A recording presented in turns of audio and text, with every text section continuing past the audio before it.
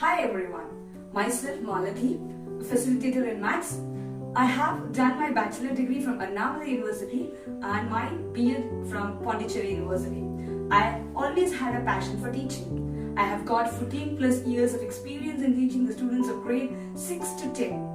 And I could proudly say that this many years of experience has helped me to form a teaching philosophy which can help my student to succeed in classroom and beyond. So I possess logical intelligence and I have got an excellent subject knowledge. Rather, I could say that I could teach a content with much more clarity to all the 4 different types of learners: auditory learner, visual learner, read and write learner, and kinesthetic learner. So let's move on to the topic, lines and angles. Yes, as I said earlier, today we are going to see the topic lines and angles. Before moving on to the topic, let's see how this lines and angles is important in our day-to-day life. So in science, you must have studied in a chapter of light the properties of light by ray diagram. So the refraction property of a light when it enters from one medium to another, it is described by the lines and intersecting lines and parallel lines. So today, under this lines and angles chapter, we are going to see the properties of parallel lines and its transversal.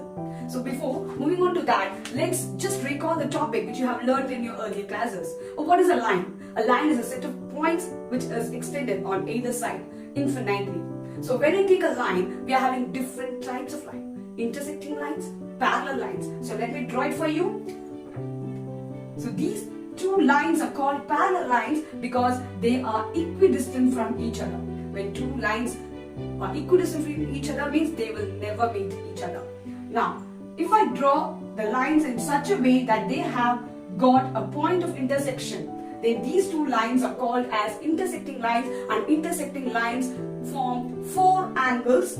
We can say that these pair of angles will be equal when it is an intersecting line. So let me name it as 1, 2, 3, 4. We could see that whenever we have an intersecting line, angle 1 and angle 3 will be equal. They are called as vertically opposite angles.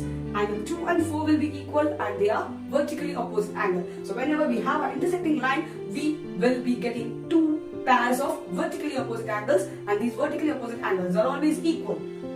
Yeah, then let's move on to the parallel line. So as I said, the lines which are equidistant from each other are called parallel line, and if I draw a line intersecting these 2 parallel lines, a special name is given to that line which is known as transversal.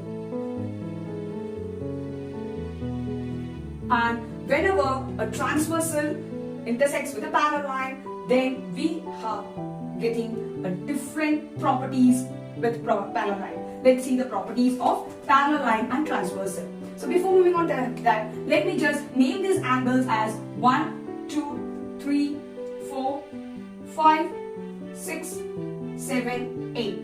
So whenever a transversal and a parallel lines are there, you will be getting 8 different angles, and these angles they make certain properties with each other.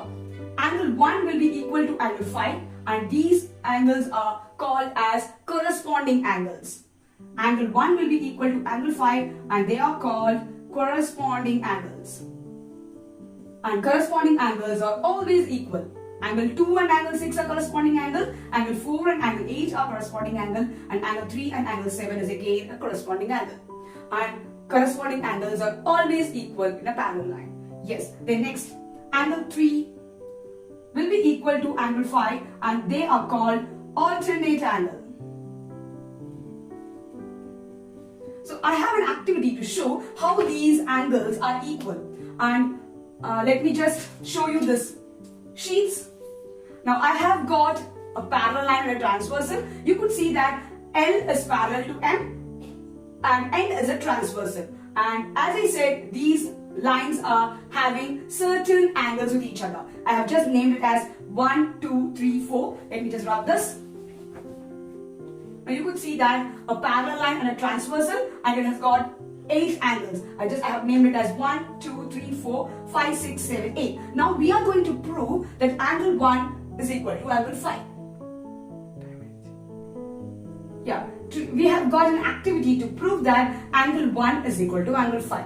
I have got a same set of parallel lines and a transversal. Now you could see that it's just when I superimpose, it's just getting exact size. Now we are going to prove that angle 1 is equal to angle 5. Now I'm just sliding it over it, and now you could see that angle 1 is just matching with angle 5.